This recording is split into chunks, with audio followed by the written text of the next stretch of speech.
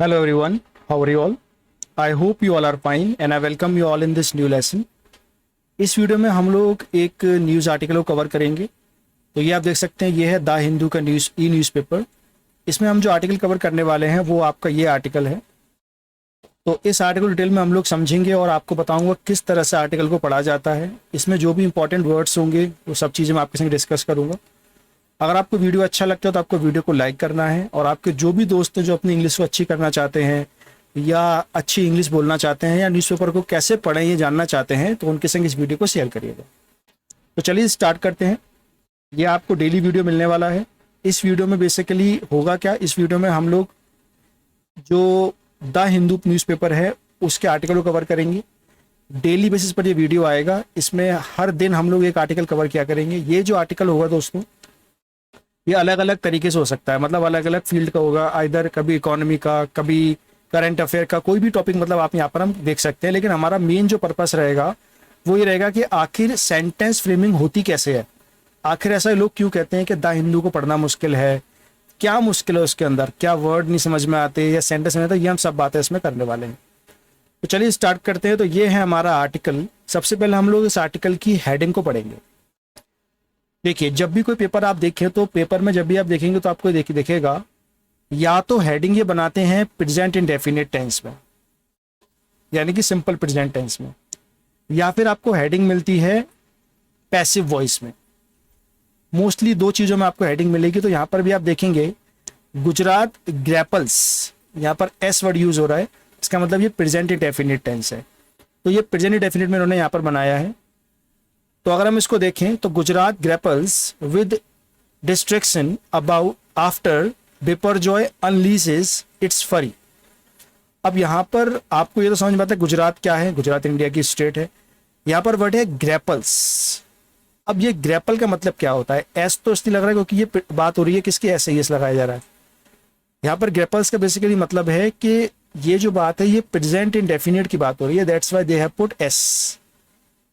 अब grapple word की meaning यहाँ पर क्या होती है? ग्रैपल मतलब होता है जकड़ लेना, किसी चीज को अपने अंडर जकड़ लेना या फिर उस पर अपना प्रभाव दिखाना, that is known as grapple.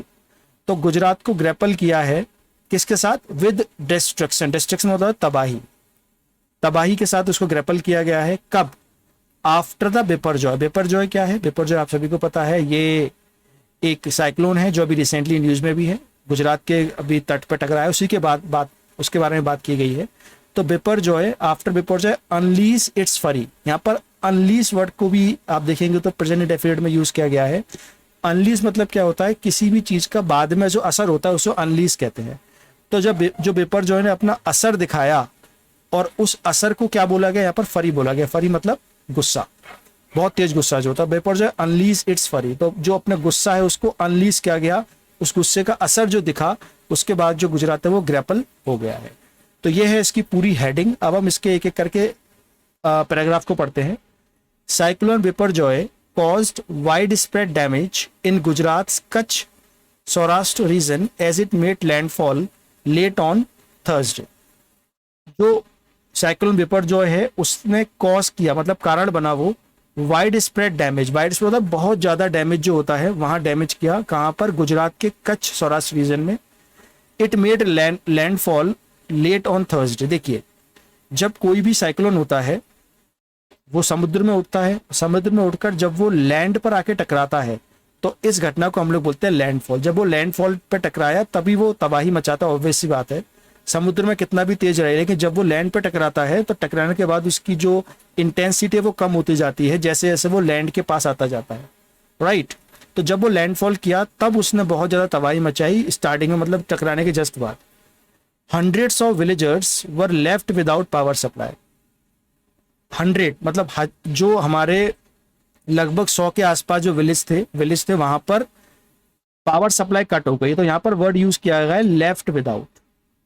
ये दोस्तों एक फ्रेज होता है लेफ्ट विदाउट, इसका मतलब होता है उसके बिना रहना।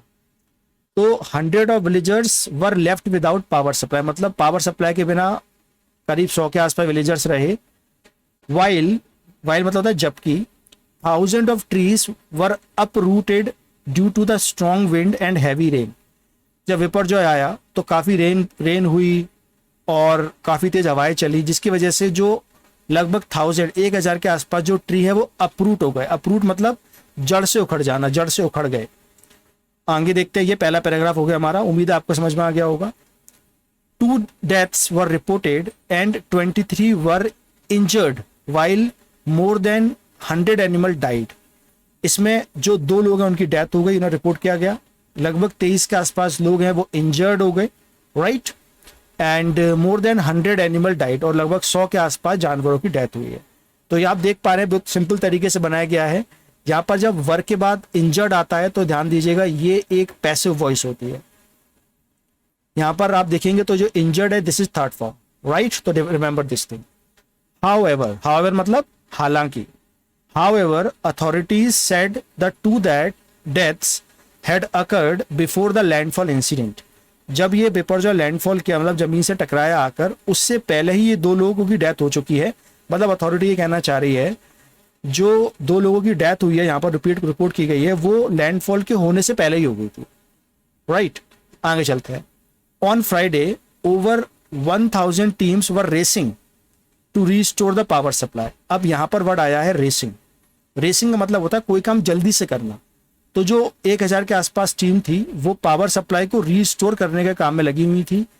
और क्या कर रही थी साथ में, they were clearing the road as well in the 8 affected district. जो 8 इफेक्टेड डिस्ट्रिक्ट है वहां पर बहुत ही तेजी से पावर सप्लाई को रिस्टोर किया जा रहा था, रोड को क्लीन किया जा रहा था, राइट।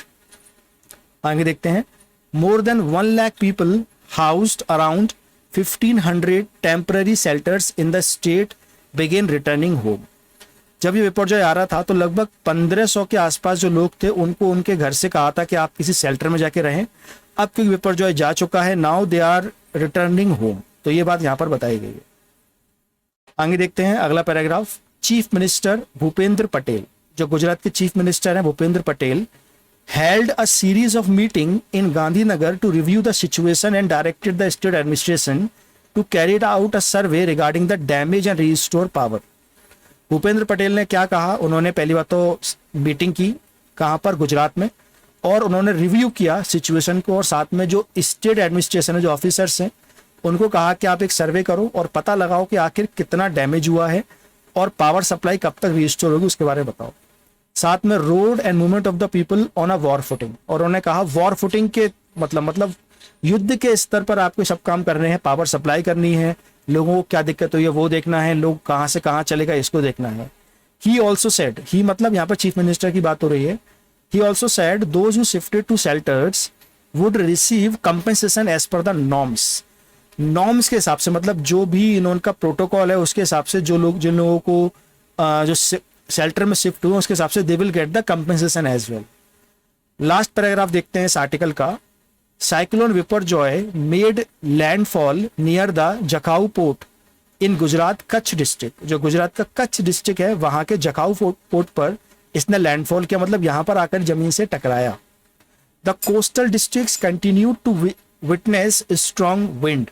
जो गुजरात के कोस्ट के डिस्ट्रिक्ट थे वहां पर, जैसे कि द्वारका, वहां पर लगातार तेज हवाएं चलती रही, स्ट्रॉन्ग विंड उन्हें होती रही, हैवी रेनफॉल वहां होता रहा, and rough sea condition on the Friday morning में बहुत ही सी के आसपास कंडीशन बहुत ही रफ मिली, बहुत खराब कंडीशन मिली, and impacting infrastructure and causing uprooting of the tree. तो ऐसे बताया गया है सबसे ज्यादा जो दिक्कत हुई है वो इंफ्रास्ट्रक्चर हमारा खराब हुआ है और जो पेड़ हैं वो जड़ से उखड़ गए हैं।